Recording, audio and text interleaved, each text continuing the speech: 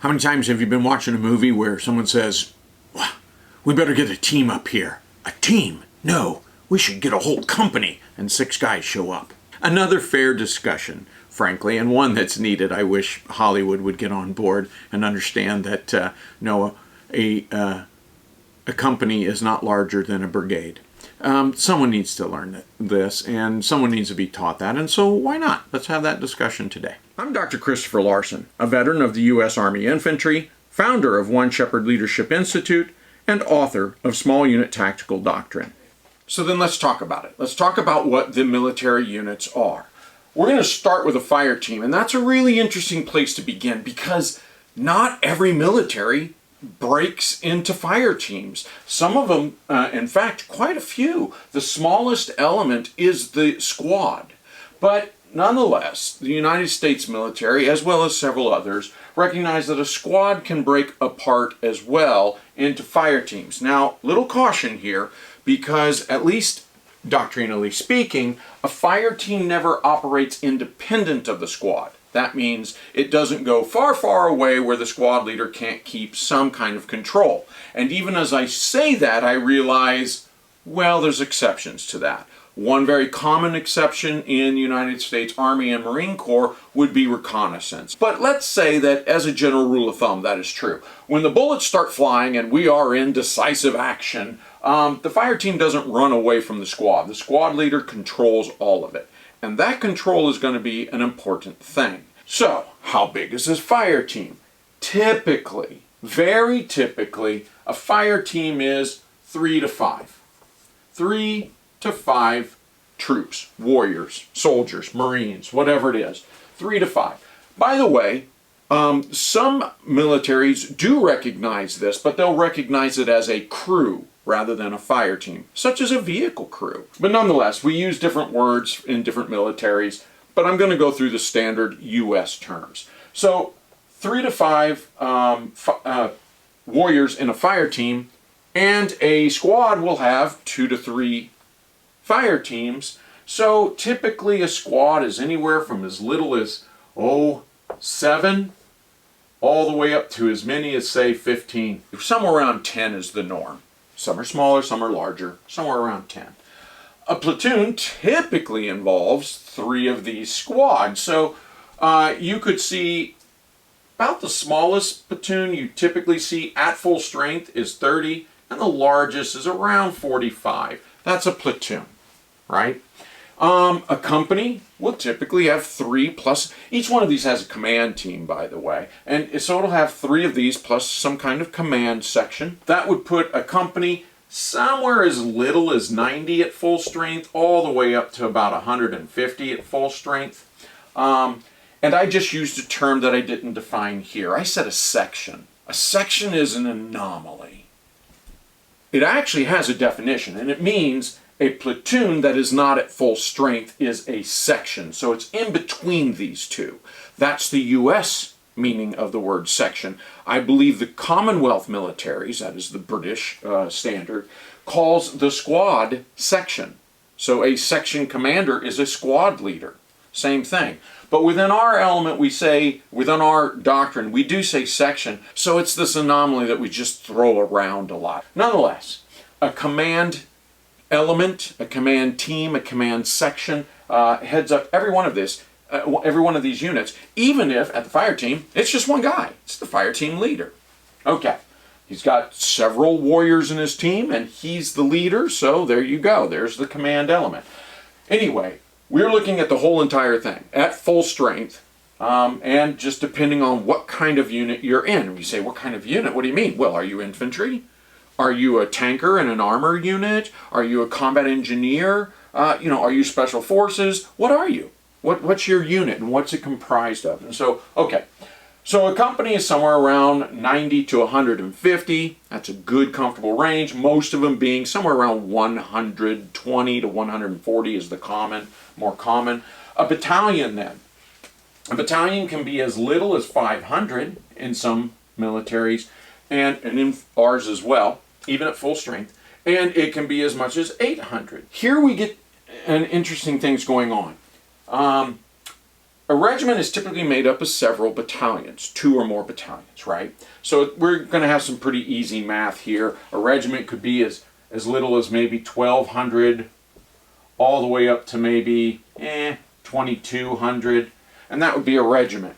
Well, wait a minute, what's a brigade? These are remarkably similar. A regiment is true to its branch of arms. A regiment could be a tank regiment. Okay, that means whatever they're tankers. They somehow support tankers, whether they're the mechanic or the gunner or the tank commander or the fuel guy, doesn't really matter, they're tankers.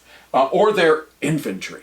All right, they're grenadiers and riflemen and machine gunners and mortarmen, doesn't matter, they're still infantry. The whole regiment is whatever it is, okay?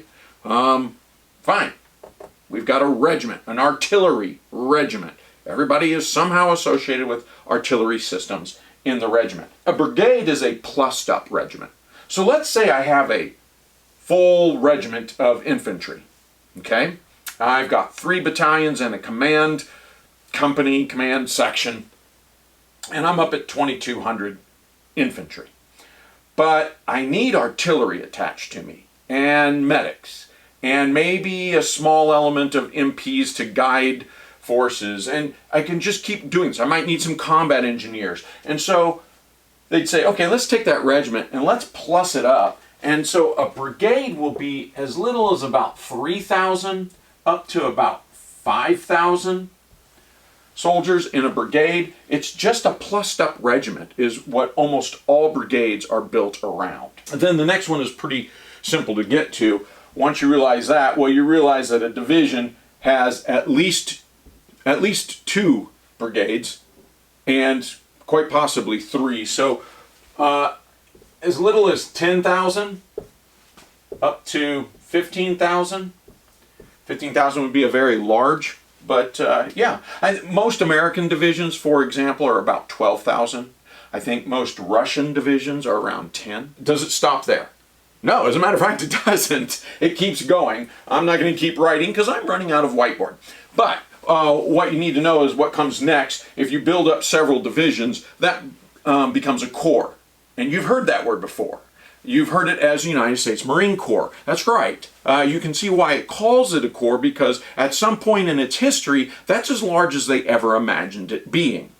Beyond a corps, well, you put 2 or more corps together, and what do you get? Correct, an army. Well, wait a minute. How many armies does the United States Army have? And the answer is, oh, I don't know. On paper, it probably has 8 or more, but I would say it can field right now, active and reserve component, sure, easily 4 armies, maybe 6. So you can have multiple armies within one army. Well, what happens if I put 2 or more of those armies together? They become an army group. Your corps is up here at maybe 45,000, 60,000. Your army is maybe 100 to 250,000. You know, you put together army groups, whew, it starts to get really big. 200,000 would be on the small end of it. So when you see people, writing on a map and they're saying Army Group, 10 move this way, you're probably talking 200, 300, 400,000 people, if it's at full strength anyway. This is all the various teams. Why? We said this is what they are. Well, why?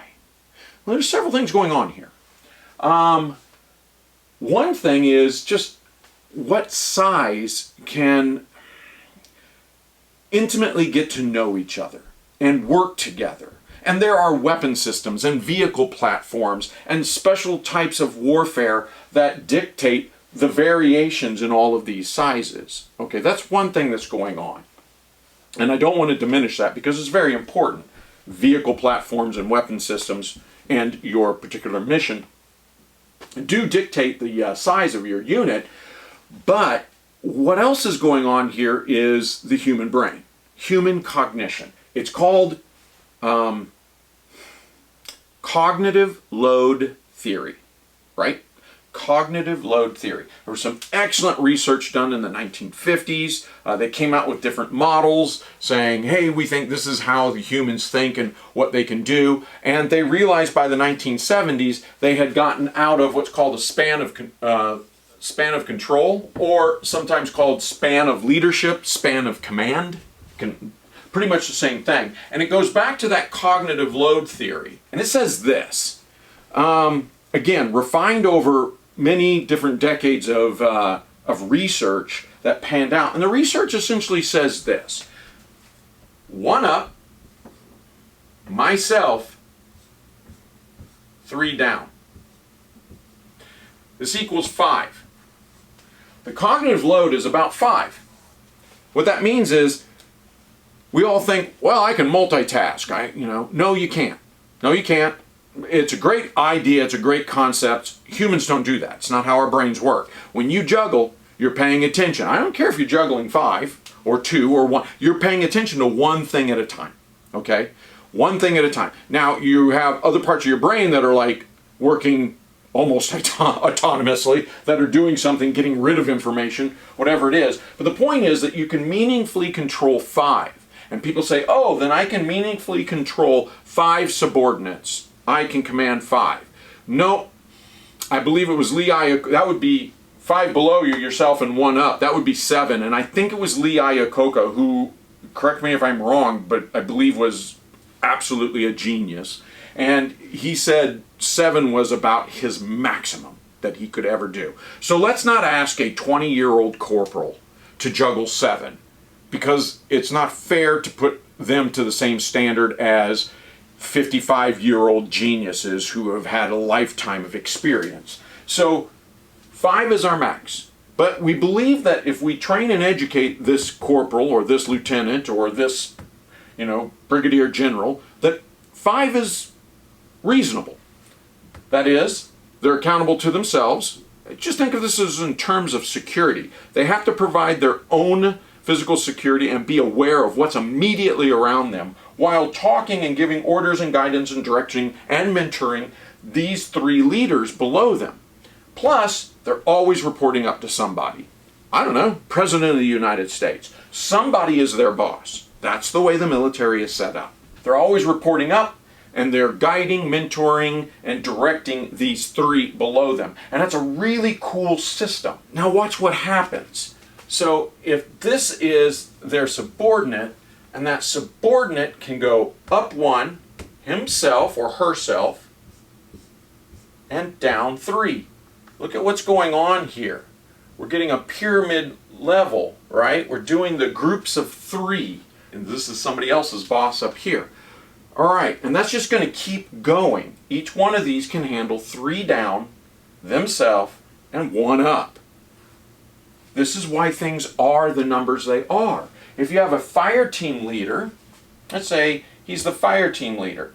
That fire team leader has 3 very inexperienced soldiers with him. Chances are. So that fire team leader can control those 3, remain aware of himself, give himself situational awareness, and report up to the squad leader. 3, 4, 3, 4, 3, 4, a squad leader. Well, that's going to come right within what we said a squad would be. All of these shapes follow this all the way down. You say, well, not at the core it doesn't. Yes, actually it does. Your corps commander would then control 3 division commanders and report up to the army group or the army commander. And you say, no. If you're the army group commander, why, you tell Private Joe Smelly what to do. No, General Humpty Frump doesn't tell Private Joe Smelly what to do. Corporal Whoosy-What's-It does. This is your span of control, and this is called the chain of command. Commanders command commanders, who command commanders, who command commanders, who eventually command warriors. That's how that system works. If you violate this system, you violate it at your own peril, because you will go way overload, cognitive overload. You'll, just like you're juggling, you finally get the one that you can't juggle, everything falls down. That's your span of control. And it's why these numbers for these military units make good sense.